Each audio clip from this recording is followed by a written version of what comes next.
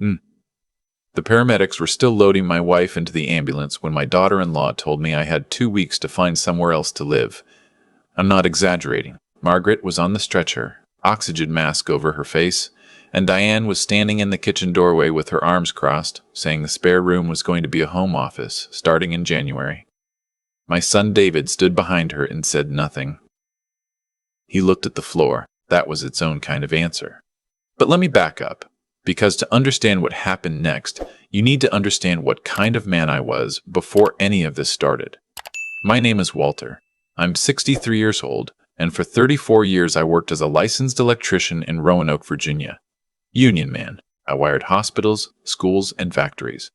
I did the kind of work that keeps the lights on for everyone else and makes nobody famous. Margaret and I raised 2 boys in a 3-bedroom house on Simmons Lane. She taught 3rd grade for 28 years.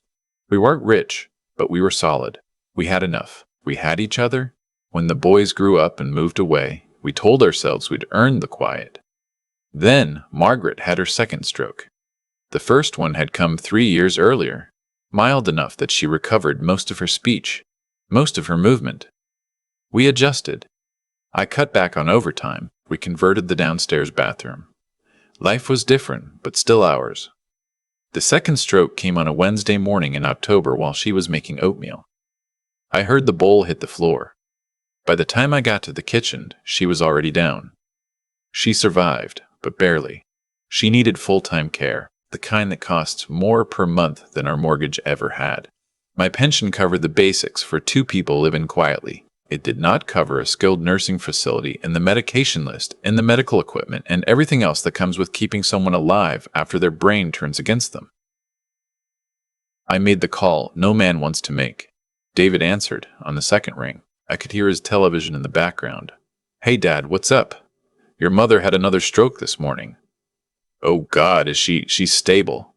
She's in intensive care at Lewisgale. But David, when she comes home, she's going to need round-the-clock care. I can do a lot of it myself, but not everything. I was hoping maybe she and I could stay with you and Diane for a little while, just until we figure out the finances. Get a plan together." The silence lasted long enough that I counted it. "I'll talk to Diane," he said. He called back 2 days later. "Dad, here's the thing. Our house isn't really set up for medical equipment, and Diane has her pottery studio in the spare room and she's been working really hard on it. We just don't think it's going to work logistically. She's your mother, David. I know, but we have to be realistic." Realistic. That word landed like a stone in water and kept sinking. I called my other son, Marcus, who lives in Phoenix. He listened, said all the right things, and then explained that he and his partner were in the middle of adopting a baby and the timing was just impossible. "I'll send some money when I can, Dad, I promise." He sent $200 3 weeks later and nothing after that, so I handled it myself. I arranged for Margaret to go to Shenandoah Valley Rehabilitation Center temporarily while I figured out a plan. I sold my truck. I sold the good tools I'd accumulated over 34 years, the ones with the weight and balance that let you know they were made to last. I sold the riding mower, the wood splitter, the extra furniture, and the TV from the bedroom. I moved Margaret's mother's china to my sister's house, in case I had to sell the rest. Then I took a second job. Sunrise Logistics operated out of an industrial park on the south side of Roanoke, and they needed a night shift dock supervisor 3 days a week. The pay wasn't impressive, but it was real money on top of my pension, and I could work it around my days visiting Margaret. The first shift started at 10 at night and ended at 6 in the morning. The bus that serviced that part of town stopped running at 11. The first week, I walked, 40 minutes each way, in October, through a neighborhood that wasn't particularly dangerous, but wasn't particularly welcoming either, especially not at 6 in the morning for a 63-year-old man carrying a lunch bag. By Thursday, I was so tired I sat down on a bus bench and genuinely couldn't remember which direction was home. That's when the semi pulled over. The air brakes hissed and the passenger window dropped, and a man leaned across with expression that was equal parts concern and amusement. "Brother, you look like you're about 3 steps from the pavement. Where you headed?" His name was Gene Tillman. He was 67, former Marine, and he drove for Appalachian Freight 6 days a week, servicing the same industrial loop I was working. His cab was immaculate in the way that told you this was a man who took his small domain seriously. There was a photograph clipped to the visor of a woman sitting on a dock with water behind her, laughing at something off camera. "That's my wife Carol," he said when he noticed me looking. 11 years gone. "I'm sorry. So am I." He said it simply, without drama. Every morning, he dropped me off on Simmons Lane and told me to look for him Thursday. I did. He was there. By the second week, I started bringing coffee. By the third, I brought breakfast sandwiches because I'd noticed he was eating gas station crackers from a sleeve in his door. And no man who drives that carefully through life deserves gas station crackers at 6 in the morning. "You don't have to do that," he said. "I know," I said. "That's why I do it." We didn't talk about deep things right away. We talked the way men talk when they're being careful with each other. Sports, weather, road conditions, the news. But somewhere around the fourth week, somewhere between the industrial park and Simmons Lane, the careful conversations fell away and the real ones started.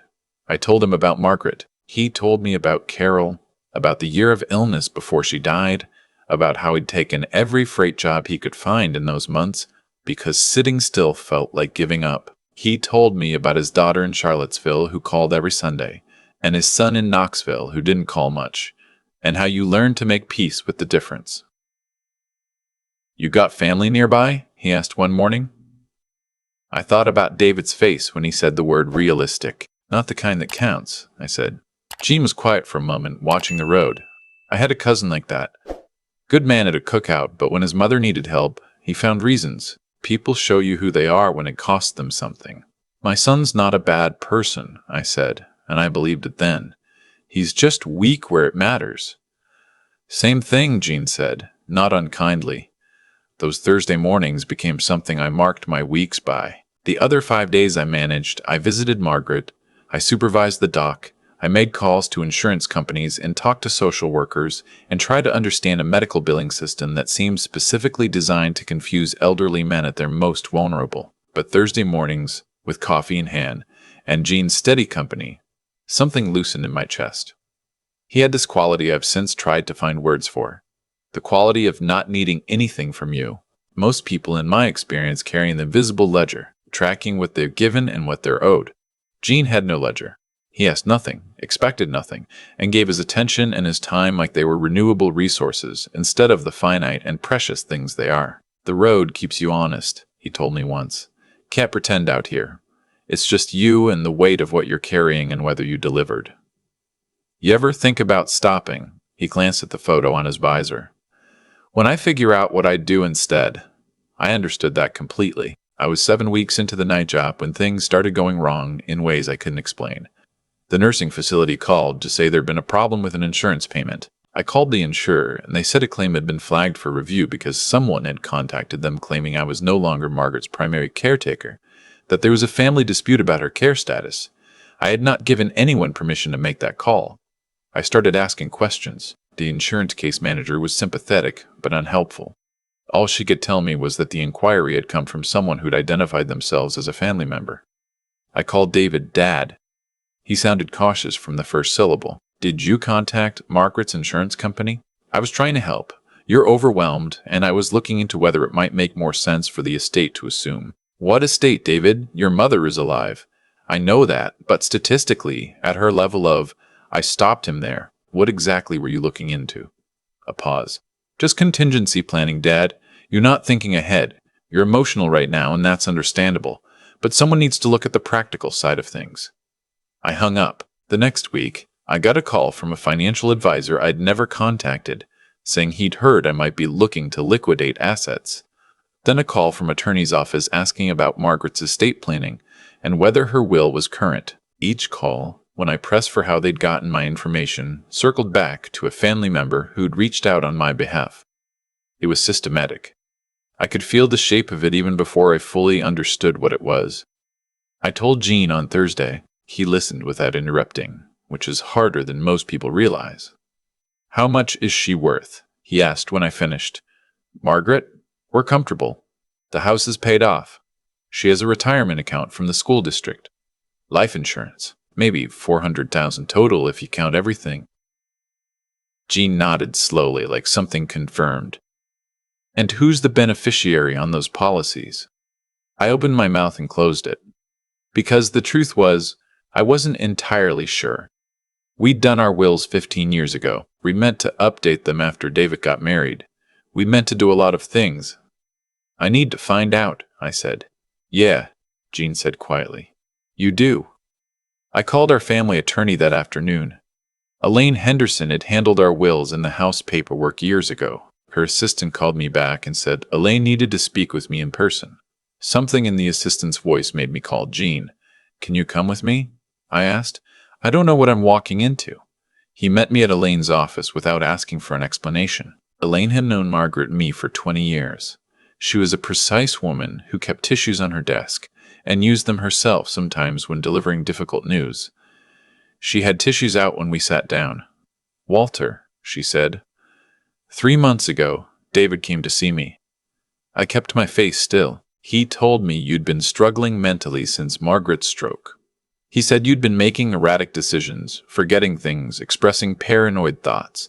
He asked me about the process for having you declared legally incapacitated. The room felt very quiet.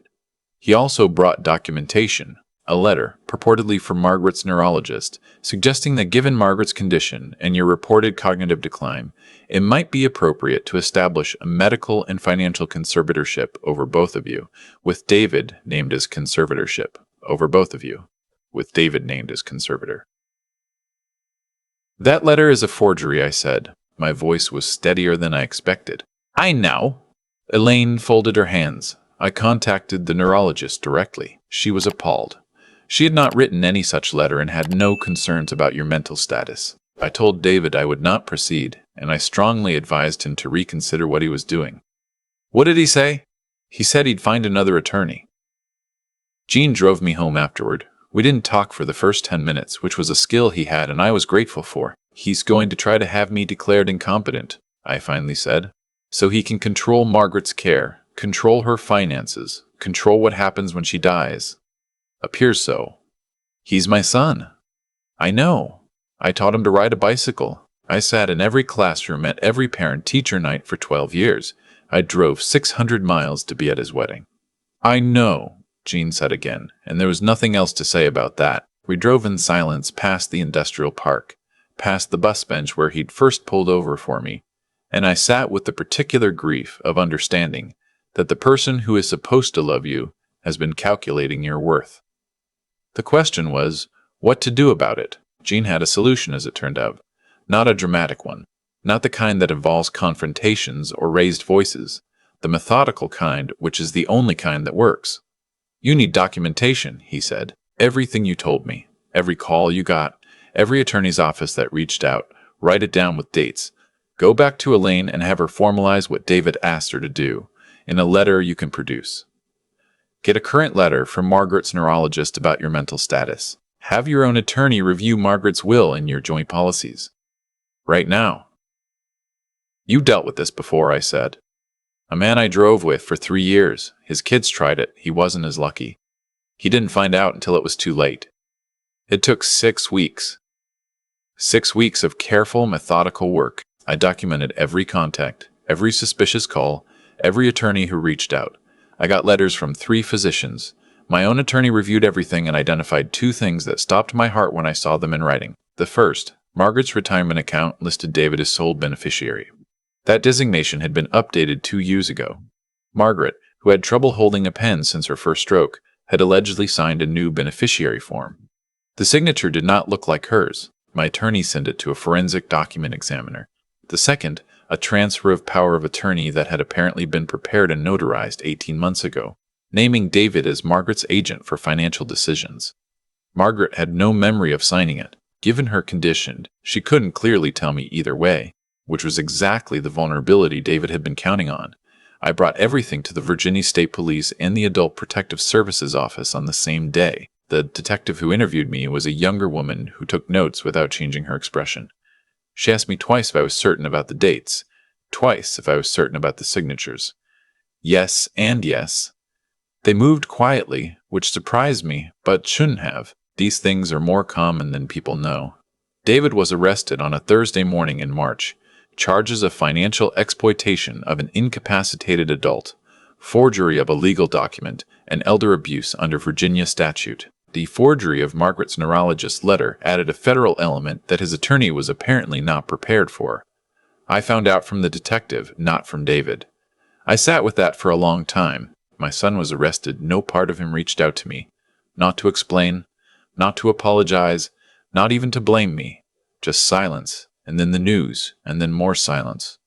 Jean drove me to see Margaret that afternoon. She was having a good day, which happened sometimes, her eyes clearer, tracking my face. I sat beside her and held her hand and didn't tell her about David. Some things you protect the people you love from, even at the end. "Who's that?" she asked, looking past me at Jean in the doorway. "That's Jean," I said. "He's my friend." She looked at him for a moment. Then she looked back at me and patted my hand with her good one. "Good," she said. Just the one word. But Margaret had been a woman who meant what she said. The legal process was long and exhausting in the way these things always are. David's attorney argued that he'd been acting in good faith, that he had genuine concerns about my mental state, that the beneficiary form was a misunderstanding. The forensic examiner's report on the signature made that argument difficult. The letter forging Margaret's neurologist's name made it impossible. He took a plea. 4 years, with eligibility for parole after 18 months, full restitution of the retirement account funds that had been moved, plus damages. Diane filed for divorce 3 weeks after the arrest. I didn't blame her. She genuinely hadn't known. Marcus called from Phoenix when he heard. He cried on the phone, which surprised me. "I should have been there, Dad. I should have helped." "You should have," I said, because it was true. "But you can start now." He calls every Sunday. It's not everything, but it's something, and I've learned to take something seriously. The thing about surviving a betrayal this complete is that people want you to be angry. They want there to be a fire in you, a righteous heat that makes sense of what happened. But sitting in Jean's cab on a Thursday morning, 6 months after David's sentencing, watching the sun come up over Roanoke, I didn't feel anger. I felt something more like sorrow. The particular kind that comes when you understand that someone you raised and loved and believed in chose something small over something large, chose money over decency, and lost everything that mattered in the process. "Do you think he understood what he was doing?" I asked Jean. "I think he did and talked himself around it," Jean said. "People are good at that, especially when there's money involved. I keep seeing him at 7 years old. He used to follow me to the job site on Saturdays. Hard hat too big for his head, carrying my spare tool bag. Thought he was the most important person on earth." "He probably did what he did because he was afraid," Jean said. "Fear makes people smaller." I let that settle. I don't know if it's true, but I keep it close because the alternative, that David simply didn't care, is a weight I don't know how to carry. Margaret is still at Shenandoah Valley Rehabilitation. The restitution, combined with the settlement from the insurance irregularities, means her care is funded through the foreseeable future. She has good days and harder ones. I visit 4 times a week, and I tell her about Jean, about the garden I've planted behind the house on Simmons Lane, about the things I'm building in the workshop I set up in the garage. She listens with her eyes, even when the words won't come. Jean retired 8 months ago. He sold his house in Salem and bought a small place 2 streets over from me, which was not an accident. He said the neighborhood had good bones and reasonable property taxes. I didn't argue with that. We have a routine now. Coffee in the mornings, sometimes at his place, sometimes at mine. Tuesdays we visit Margaret together. Thursdays we drive, not for work anymore, just for the sake of it, for the roads and the light, and the conversation that comes easiest when you're moving. Last month I finished a rocking chair I'd been working on through the winter. Solid white oak, hand-joined, the kind that takes time to do properly. I put it on Jean's porch without telling him. He sat in it that evening and didn't say anything for a long while. "This is a real piece of work," he finally said. "Had a good teacher," I told him. "My father was a carpenter. I learned from watching him." Passed it down? I thought about David following me to job sites at 7 years old. Hard hat too big, face serious with the importance of it. I tried. Jean nodded. We sat with that. I'm 63 years old. My son is in a federal facility in Cumberland, Maryland. My wife is in a rehabilitation center 4 miles from our house. My younger son calls on Sundays from Phoenix. My neighbor, a former Marine freight driver named Gene Tillman, drinks coffee with me every morning and drives the roads of Virginia with me every Thursday. And neither of us would call it anything other than family, because that's exactly what it is. I don't know what I believe about why any of this happened. I don't know what it means that my own son was willing to have me declared incompetent so he could access his mother's retirement account. I know that for 6 months he watched me work night shifts and sell my tools and visit his mother 4 times a week, and he calculated, the whole time, whether I'd notice what he was doing in time to stop it. I know that a stranger in an 18-wheeler pulled over on a dark road at 6 in the morning and asked where I was headed. I know what that cost him and what it gave me. There's a lesson in here about legal documents, about keeping your paperwork current and knowing who you've named as beneficiary and reading everything before you sign it. And if you take that lesson, I'll be glad. But the deeper lesson, the one I turn over in my hands some mornings while the coffee's brewing and Jean hasn't arrived yet, is simpler than that. Show up. When someone is standing on the side of the road at 6 in the morning and they look like they're 3 steps from the pavement, pull over, ask where they're headed. You don't have to know the answer, you just have to ask the question. That's the whole of it, and I mean every word.